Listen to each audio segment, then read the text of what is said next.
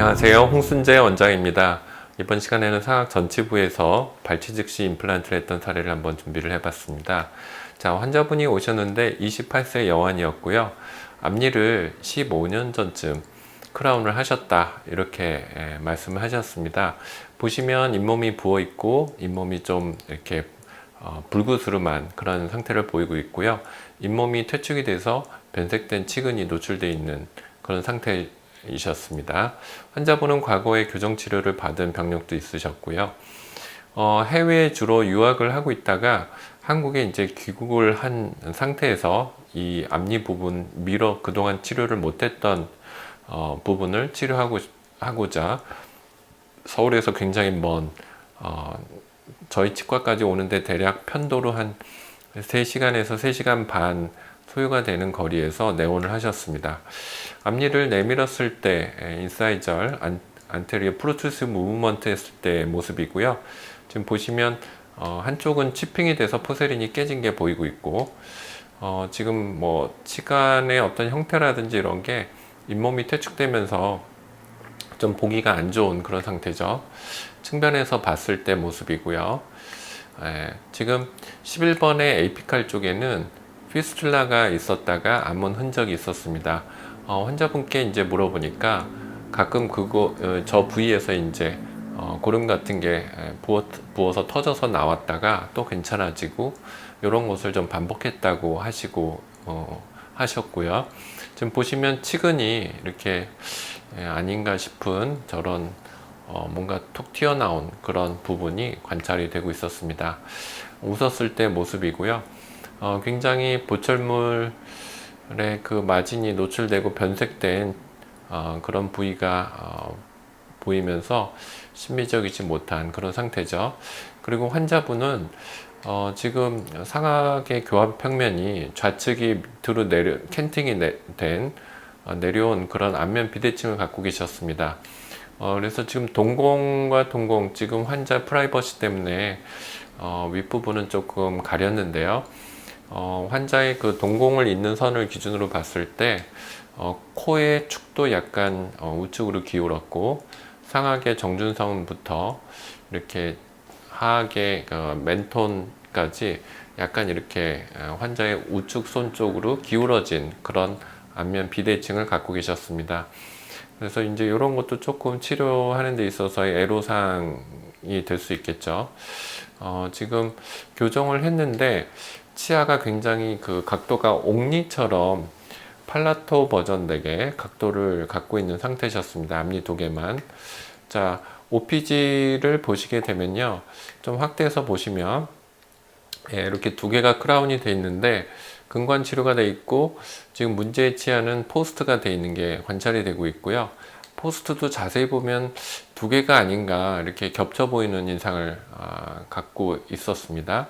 그리고 2차 우식이 있었고, 자, 표준 촬영을 해서 조금 더 디테일하게 보자면 11번 치아에 페리에피칼 리전이 보이고 있고요. 지금 보시면 이렇게 페리오돈탈 본 로스도 관찰이 되고 있습니다. 그리고 이제 포스트 주변으로 이제 덴탈 캐리어스가 상당히 진행된 게 아닌가 이렇게 판단이 되었고요. 지금 21번 치아도 약간 페리피칼 쪽에 라디오 루선스가 보이고 있고, 코로날 쪽에도 약간 레진코가 제대로 되어 있지 않은 게 의심되는 그런 부분이 관찰이 되고 있었습니다.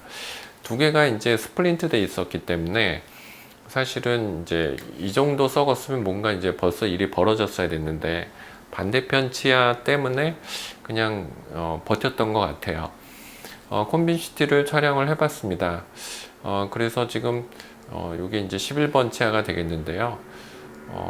이제 에이피칼 쪽에 페네스트레이션 디펙트가 보이고 있고요. 조금 확대해서 보자면 이런 상태입니다. 에이피칼 쪽에 페네스트레이션 디펙트가 보이고 있고, 포스트가 2개인 게 확인이 되고 있고, 충치가 이렇게 있는 것이 확인이 되고 있죠. 무엇보다도 이 베이잘본이 굉장히 좀 두께가 적은 굉장히 난 케이스라고 생각이 들었습니다. 이제 고민이 좀 되는 부분이죠. 이런 경우에 발치 즉시 식립을 하기는 좀 상당히 부담스러운 심미적인 결과가 안 나오게 될 올바르지 못한 임플란트 식립 포지션이 된다면 좀 무리한 술식이 되지 않을까 그런 염려가 됐습니다. 왜냐하면 너무 베이잘본의 두께가 얇았기 때문에요.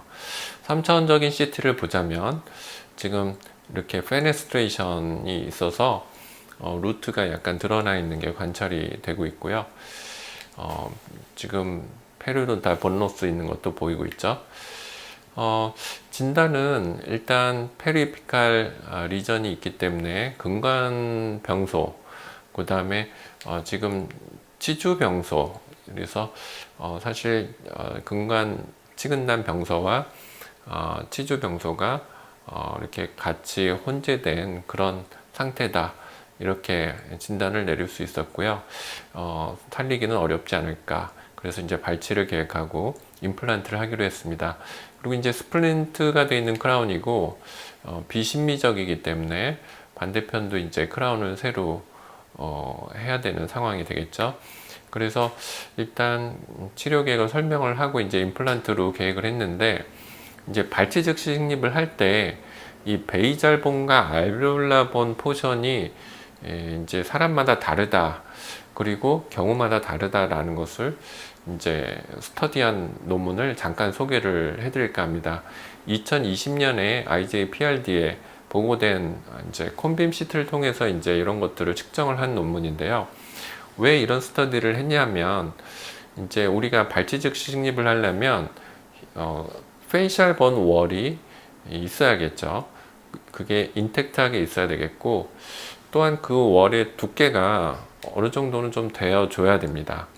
그리고 이제 팔라탈 쪽 발치를 하고 나면 에이피칼 쪽과 팔라탈 쪽에서 우리가 드릴링해서 그 부위에서 이제 임플란트 고정을 얻게 되죠. 그 부위에 최소한의 고정을 얻을 만한 그런 미니멈 본 볼륨이 필요하다는 거죠.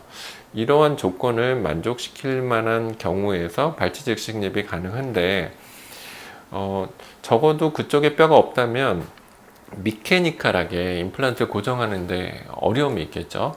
그래서 이제 그런 디멘전이 사람마다 어떠한가, 이제 그런 것을 스터디한 논문이고요. 부위마다 어떤가도 이제 본 논문입니다.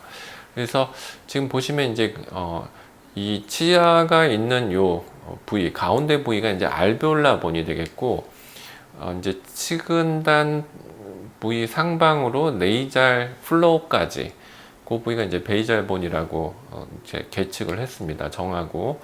그래서 지금 이제 색깔을 달리해서 이제 각 부위마다 이제 이런 디멘전을 이제 체크를 한 건데요. 지금 요 올리브 색깔로 보이는 요 삼각형 부위가 발치 즉시 식립을 할 때 굉장히 중요한 부위죠. 이 부위의 디멘전이 부족하다면 임플란트를 고정할 만한 것을 고정을 얻기가 힘들어지는 상황이 생긴다는 거죠. 그리고 이제 페이셜 월의 두께는 이제 평균적으로 1, 2mm 밖에 안 되는 얇은 뼈긴 한데, 그 뼈가 인텍트 해야 된다라는 겁니다. 근데 이제 한 사람에서도 그게 이제 중절치, 측절치, 견치로 가면서 이제 달라지는데, 중절치에서는 비교적 이렇게 아까 올리브 색깔로 코딩한 알베올라본에 에이피칼 팔라탈 쪽에 고정을 얻을 만한 뼈가 있는 반면에, 이제 측절치, 견치로 갈수록 그런 고정을 얻을 만한 부위가 적어진다라는 거죠. 그래서 이제 이런 것들을 이제 측정한 논문이 되겠습니다. 제가 이 논문을 지금 잠깐 이렇게 인용한 이유가 있는데요. 지금 이 환자를 보면 이 부위가 굉장히 좁았습니다. 그러니까 임플란트 에이펙스에서 팔라탈 쪽의 뼈가 저렇게 좁다면 고정을 얻기가 굉장히 힘들겠죠. 그래서 지금 이 베이잘본의 두께가 저렇게 좁게 되면 임플란트를 고정하기에 그만큼 불리하다라는 거죠. 이제 두 번째는 페이셜 본이 에이피칼 쪽에 저렇게 페네스트레이션 디펙트가 있다라는 겁니다. 세 번째는 임플란트를 심고자 하는 축과 이 베이잘본의 어떤 프로파일이 이루는 축, 이 두 개의 디스크레펀시가 굉장히 심한 케이스였습니다. 만일 이 노란색의 그 베이젤본의 어떤 엑시스에 따라서 식립을 한다면 임플란트를 심기에는 유리하겠죠. 고정을 얻기에는. 하지만 임플란트의 그 홀이 굉장히 서비칼에서 레비알 쪽으로 나오게 됩니다. 그렇게 되면 임플란트 크라운이 롱 크라운으로 될 확률이 높고 레비알 쪽에 잇몸이 퇴축될 확률이 높고요. 제가 별로 선호하지 않는 세멘 타입으로 보철을 해야 되는 그런 상황이 생길 수가 있겠죠. 그래서 상당히 난감한 경우였고요. 제가 그래서 의도한 임플란트의 식립 축이라고 할까, 그 축은 이제 이런 축입니다. 임플란트 크라운의 인사이절 엣지의 팔라탈 쪽으로 스크류 홀을 뺄 수 있으면 저희가 스크류 타입처럼 보철물을 할 수가 있겠죠. 그러니까 세멘을 남길 리스크를 미연에 방지하려면 이렇게 스크류를 인사이절 엣지의 팔라탈 쪽으로 뺄 수 있게끔 식립을 하는 게 좋죠. 그래서 저는 식립을 이렇게 해야겠다. 근데 지금 보면 워낙 베이젤본이 좁기 때문에 팔라탈 쪽에 바짝 붙인다 하더라도 레비알 쪽에 이미 페네스트레이션 디펙트도 있거니와 임플란트 픽스처가 그쪽으로 조금 드러날 확률이 높겠다, 이런 판단을 하게 되었습니다.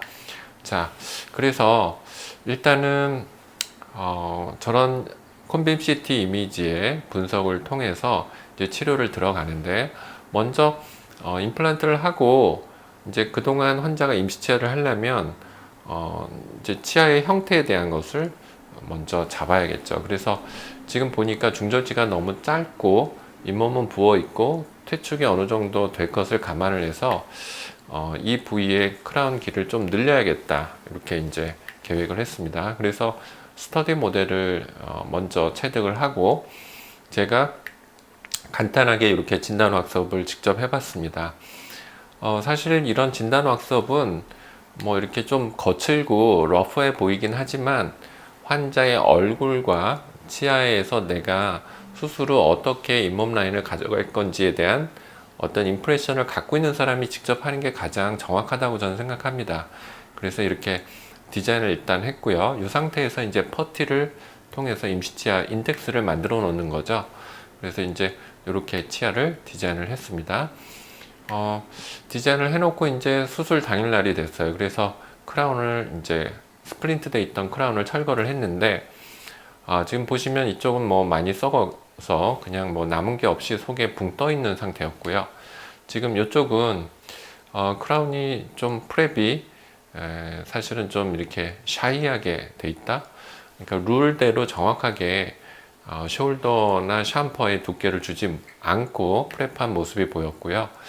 지금 옆에 치아는 변색이 많이 돼 있는 게 확인이 됐고, 지금 포스트가 2개가 돼 있는 게 보이고 있죠. 확대해 보면 일단 주변에 막 충치가 그동안 굉장히 많이 진행이 돼 있다라는 것을 확인할 수 있었고, 이제 2개 치아 사이에 이런 부위에는 스플린트가 돼 있다 보니까 사이에 이제 환자가 그 부위를 관리를 못 하니까 이 부위에 치석이 이렇게 껴 있는 것이 확인이 되었습니다. 자, 그래서 콘빔 CT에서는 크라운 때문에 가려져서 못 봤던 부분이 있죠. 뭐냐면 이 21번의 크라운 부위인데, 그래서 이제 철거를 하고 이렇게 표준 촬영을 해보니까 이제 내부가 비어 있다라는 생각이 좀 들었습니다. 그래서 제거를 치수강 쪽을 열고 들어가 보니까 당황스럽게도 이렇게 이제 솜이 나왔습니다. 카튼 펠렛이 나왔습니다.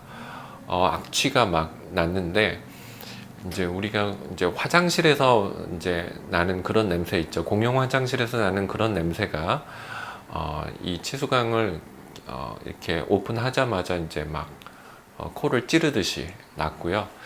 이렇게 면구가 오염된 상태로, 젖은 상태로 이물질과 함께 안에서 나왔습니다. 그러니까 먼저 이 부위에 신경 치료를 하고 저런 면구를 넣어뒀던 채를 그냥 두고 크라운을 했던 것 같아요. 그래서 안을 제거를 해보니까 뭐 오염돼서 이제 내부를 깨끗하게 울트라소닉 클리닝을 한 후에 이 치아는 실활치 미백, 인트라코로날 블리칭을 하기로 했습니다. 그래서 치수강내를 깨끗하게 이제 정리를 한 후에 이제 그런 약재를 넣고 글래스 아이너머로 필링을 했고요. 지금 반대편은 이렇게 포스트가 두 개가 돼 있는데 이를 완전히 빼면 심미적으로 불리하다라는 생각을 여러 번 저는 하고 있습니다. 그래서 이 치아를 그냥 발치하는 게 아니라 파샬 익스트랙션 테라피, 흔히 소켓 쉴드 테크닉이라고 하는 레비알 쪽의 얇은 번들번을 잡아주는 페리돈탈 리가먼트를 유지하기 위해서 치근을 얇게 삭제해서 남기는 테크닉을 적용하기로 했습니다.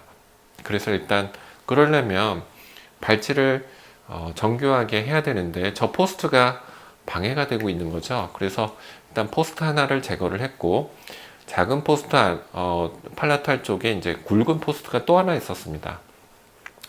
제거에 굉장한 시간과 노력이 필요한 경우였습니다. 그래서 제거가 쉽게 안 돼서 이제 치근을 많이 파고 내려가서 간신히 이제 포스트를 제거를 했습니다. 제거하고 난 상태에서 이제 좀 더 삭제를 한 모습입니다. 이 상태에서 이제 치근을 레비알 쪽에 번들번을 잡아주는 부분만 남기고 발치를 하는 거죠. 확대 본 모습인데요.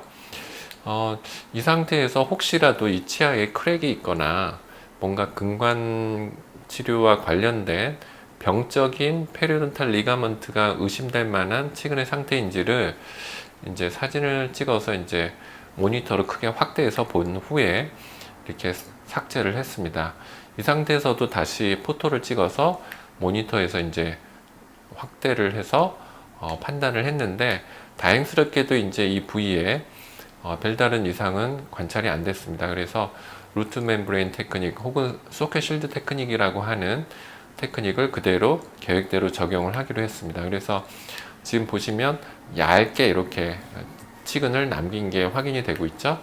자, 이 상태에서 이제 발치하는데 굉장히 애를 먹었기 때문에 이렇게 조금 삭제된 부분들이 보이는데 이 상태에서 이제 마우스 프랩과 스킨 프랩을 하고 이제 임플란트 수술로 들어가는 거죠. 그래서 수술로 들어가서는 약간 인시전을 가해서 이렇게 플랩을 조금만 제낍니다.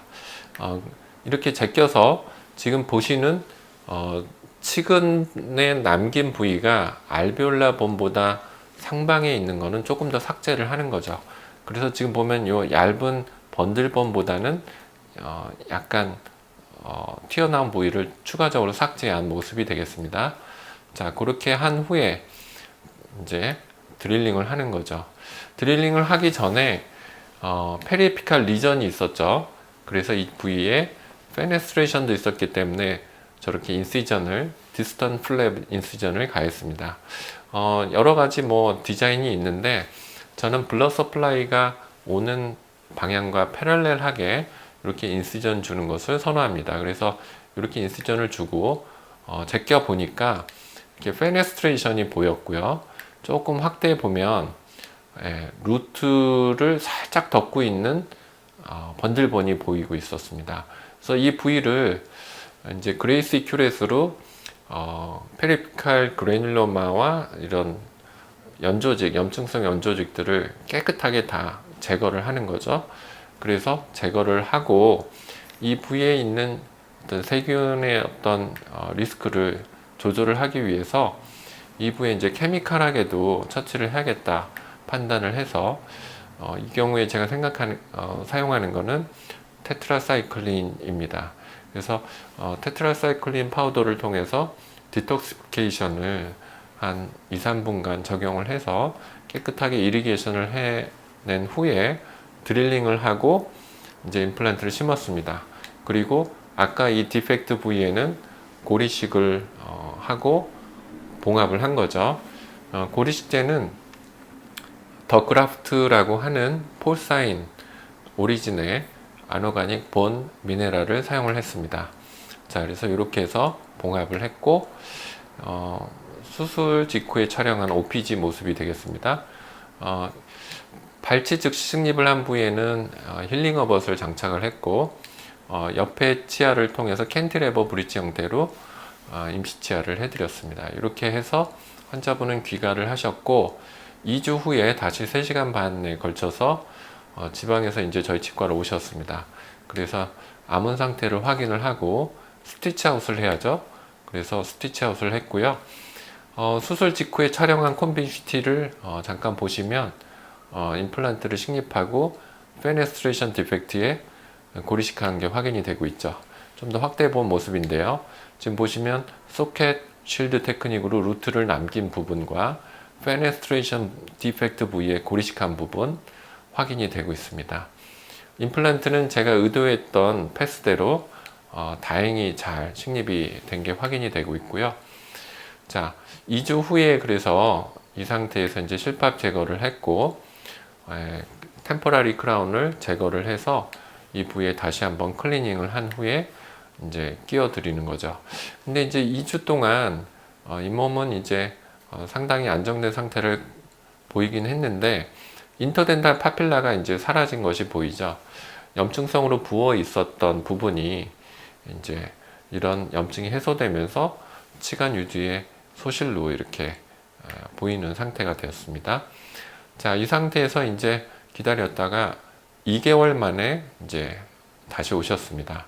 2개월 만에 오셔서는 이제 인상을 떼어야 되는데 그동안 변색치를 실활치 미백을 해서 변색치가 이제 깨끗하게 원래 치아 색깔대로 회복이 된 게 보이고 있죠. 하지만 여전히 인터덴탈 파필라는 소실된 상태였습니다. 아무래도 처음에 제가 언급을 드렸지만 인터덴탈 본 피크가 페리오돈타이티스 때문에 소실됐다면 치간 유도는 만들기가 어려운 거죠. 그래서 이제 그런 부분을 환자분한테 설명을 드리고 인상을 뜨고 쉐이드 테이킹을 하고 인상을 체득을 했습니다. 그리고 이렇게 해서 기곡물 제작이 되어서 자연치 크라운과 임플란트 크라운 이렇게 두 개가 제작이 되었고요.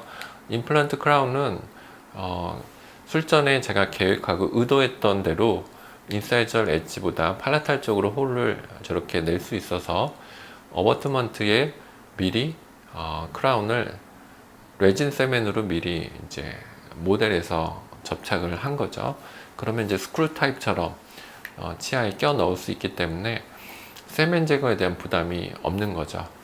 그래서 따로 뭐 템포라리 크라운으로 몰딩을 하거나 여러 번 내온을 하기가 힘든 상태였기 때문에 인접 치아에 이렇게 캔티레버 템포라리 브릿지로 오셨었습니다. 그러니까 스크류 타입을 할 수 있다면 그냥 몰딩 필요 없이 스크류의 어떤 장착의 조임력으로 잇몸을 이렇게 좀 밀치고 들어갈 수가 있겠죠. 그래서 하지만 이제 몰딩이 안 됐기 때문에 랩 테크니션은 이런 이머전스 프로파일을 어떻게 제한할 거고 어떻게 서브 크리티컬 존과 크리티컬 존을 형성할 것인가 노하우가 필요하겠죠. 그래서 경험이 많은 그런 테크니션과 이제 협업을 하는 게 매우 중요하다고 하다 할 수 있겠습니다. 그렇게 해서 이제 제작된 크라운인데 지금 이 부위죠. 크리티컬 존 그리고 이제 서브 크리티컬 존 이런 부분들을 이제 기공사가 잘 디자인을 해서 제작이 되어 왔습니다. 그래서 이제 세팅하는 당일날이 되겠는데요. 먼저 크라운을 스크류 타입처럼 이렇게 장착을 하고 이제 옆에 자이언트 크라운을 이제 세팅을 한 모습이 되겠습니다. 몰딩을 미리 하고 한 게 아니기 때문에 임플란트 크라운이 들어가니까 이제 블렌칭이 되고 있죠. 그래서 약간의 퇴축과 푸시로 인한 벌룬 효과로 어느 정도 이런 인터덴탈 파필라가 없는 부위에 차 들어오는 것을 기대를 좀 할 수밖에 없었고요. 이 환자는 안면 비대증이 있었고 맥실라리 캔팅이 있었기 때문에 지금 견치의 절단년 그리고 측절치의 절단년의 위치가 좌우가 차이가 수직적으로 났습니다.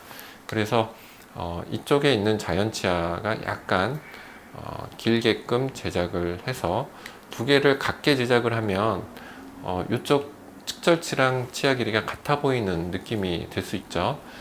그렇게 해서 이제 세팅을 한 모습이 되겠습니다. OPG 결과고요.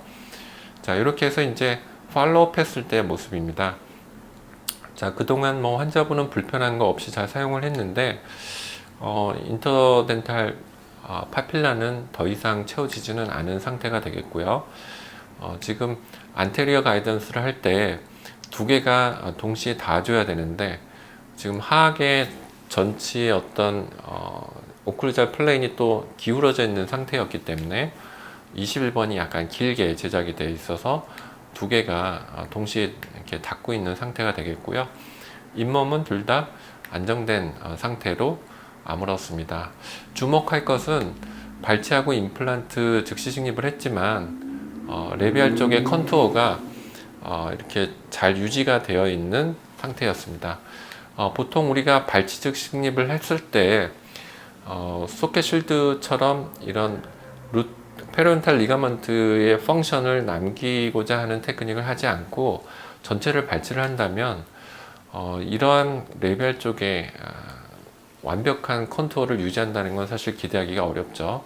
특히나 이 환자처럼 레비알 본의 두께가 매우 얇았던 환자에서는 이런 소켓 쉴드 테크닉의 덕을 많이 보지 않았나 라는 생각을 하는 그런 소견이 되겠습니다. 자, 확대해 본 모습인데 정확하게 좌우의 대칭을 얻을 수 있을 정도로 레비알 컨투어가 잘 유지가 되고 있다라는 거죠. 그래서 술전 수루 10개월 때 팔로업 했을 때 사진인데 이렇게 해서 잘 마무리가 되었고요. 웃었을 때 모습인데 환자가 이렇게 우측으로 페이셜 에이시메트리가 있었기 때문에 약간 이렇게 21번은 길이가 인사이저리 조금 길게 제작이 된 상태였고요. 조금 아쉬운 거는 인터덴탈 파필라가 치주염 때문에 사라진 부분이 조금 아쉬운 부분이 되었습니다. 자, 수루 촬영한 콤빔 CT 모습이고요. 엑시알 뷰 모습이고, 자, 요거를 이제 3차원 CT 모습인데요. 이제 3차원 CT에서도 에피칼 쪽에 조금 고리식한 부위가 리모델링 되는 것이 확인되고 있는데, 레터럴 스컬 뷰고요. 네, 파노라마 뷰, 스탠다드 엑스레이 전후 모습이 되겠습니다. 네, 콤빔 CT의 세지탈 단면을 술전과 수술 직후 그리고 10개월 됐을 때 비교를 해 보겠습니다. 제가 처음에 어려움이 컸던 세 가지 이유를 설명을 드렸었는데요. 다행히 수술 직후 촬영한 콤빔 CT를 보면 임플란트 식립이 원하는 대로 됐고 레비알 쪽의 페네스트레이션 디펙트에 고리식된 게 보이고 있고 지금 레비알 본의 흡수를 막기 위해서 소켓 쉴드 테크닉을 해서 루트를 프레퍼레이션에서 일부를 남긴 게 확인이 되고 있죠. 자, 10개월 됐을 때 모습을 보면 페네스트레이션 디펙트 부위에 리모델링이 되면서 고라가 좀 되고 있는 것이 확인이 되고 있고 치근이 남겨진 조각이 확인이 되고 있죠. 자, 수술 때 이렇게 디스턴트 플랩을 통해서 열어서 확인했던 부위인데 이 부위에 치근 조각을 얇게 덮고 있었던 뼈와 그리고 천공되어 있던 디펙트 그 부위에 고리식을 했던 거고요. 지금 임플란트를 식립한 페네스트레이션 디펙트 쪽에 신생골화가 진행되고 있는 라디오 덴시티를 확인할 수 있었습니다. XR 뷰를 보겠습니다. 위에가 술전이었고요. 밑에가 이제 완성했을 때 모습인데 지금 보시면 루트 멤브레인 테크닉을 해서 치근이 저렇게 번들번을 잡아주고 있는 것이 확인이 되고 있습니다. 자, 이 케이스를 이제 정리를 해보겠습니다. 정리를 할 때 지금 최근 논문인데요. 2019년입니다. 2019년에 퍼블리시된 논문인데 과연 이렇게 리메이닝 저 루트 랩넌트 있죠. 그 두께가 그리고 랭스가 결과에 영향을 주지 않을까 이제 이런 것을 실험적으로 사람에서는 하기 어려우니까 동물 개에서 실험한 논문입니다. 그래서 혹시라도 치근을 남기는 조각이 너무 짧은 경우 지금 이 케이스가 그런 경우죠. 왜냐하면 레비알 쪽에 페네스트레이션 디펙트가 있었기 때문에 전체의 풀랭스의 치근을 남기지 못하고 일부만 남겼고요. 나머진 제거를 한 거죠. 근데 그렇게 일부만 남긴 경우에도 의미가 있을까가 궁금했던 겁니다. 그래서 이제 실험적으로 개해서 실험한 논문이 되겠는데요. 이 논문의 결과를 보면 물론 동물 실험이고 개체 수도 적고 재현성에서는 조금 어려움이 있어서 한계가 많이 있지만 길이를 조금 부족한 그런 상태에서 루트를 남긴다 하더라도 소켓 쉴드 테크닉의 어떤 장점, 레비알 본의 볼륨을 유지하는 데 있어서는 효과가 있었다라는 것을 보고한 논문이 되겠습니다. 자, 그래서 이 케이스를 보면 또 한 가지 이제 이런 소켓 쉴드 테크닉에 대한 여지껏 이렇게 퍼블리시된 아티클들을 보게 되면 페리피칼 리전이 있는 상태, 지금처럼 페네스트레이션 디펙트가 있는 상태에서 했던 결과에 대해서는 아직 에비던스가 부족한 상태입니다. 그래서 과연 이렇게 페리피칼 리전이 있는 상태에서 소켓 쉴드 테크닉을 해도 될 것인가? 또 한 가지는 이렇게 사실은 엔도 상태가 좋지 않고 포스트가 돼 있고 한 그런 변색도 돼 있고 한 저런 치근을 남겨도 괜찮을 것인가? 그런 부분에 대해서도 사실 연구가 더 필요하지 않을까 싶습니다. 그래서 지금 제가 이런 부분들, 과거에 특히 이제 트라우마가 있었다든가 지금처럼 포스트가 있었다라면 뭔가 디텍트가 되지 않은 그런 크랙 같은 게 있다 한다면 잠재적으로 저 남긴 치근 조각이 문제가 될 소지가 있겠죠. 하지만 그럼에도 불구하고 조심스럽게 시도를 해 보았는데요. 그런 가장 큰 이유는 현재 이런 데이터들이 쌓여있지 않지만 시도한 이유는 저런 남긴 조각이 페이셜 본의 얇은 부분을 잡아줄 수 있다는 거죠. 유지해 줄 수 있다는 그 메리트 때문이 아닌가 생각을 했습니다. 그래서 정리를 해보자면 이렇게 맥실라의 베이절 본이 띵한 그런 케이스에서 페네스트레이션 디펙트가 있는 치아를 발치하고 발치직 식립을 할 때 그때 중요한 거, 제가 좋은 결과를 이렇게 유도하는 데 있어서 가장 중요했던 포인트는 첫 번째가 레비알 띵 본을 번들본을 펑셔널 유닛인 페리온탈 리거먼트를 보존하는 파샬 익스트랙션 테라피로 보존했다라는 게 첫 번째. 두 번째는 임플란트의 식립 각도, 식립 깊이 이런 것들이 정확하게 되어줬다라는 거. 세 번째는 페리피칼 리전이 있었던 그 부위를 디스턴 플랩을 통해서 미케니컬하게, 케미컬하게 잘 조심스럽게 처치를 했기 때문에 리모델링이 되면서 고라가 잘 되고 있는 것을 확인할 수 있었던 점, 이 세 가지가 이 케이스를 통해서 조금 정리해 볼 만한 부분이 아닌가 이렇게 생각을 해 보았습니다. 이런 유사한 케이스가 다시 온다면 또 똑같은 고민이 되고 부담도 심적으로 많이 안게 될 거라고 생각합니다. 하지만 이런 결과들이 이제 앞으로 많이 쌓이면 좀 더 에비던스가 있는 데이터로 제시가 되지 않을까 기대를 하고 있습니다. 경청해 주신 원장님께 감사드립니다. Be insightful. Pergo Biologics.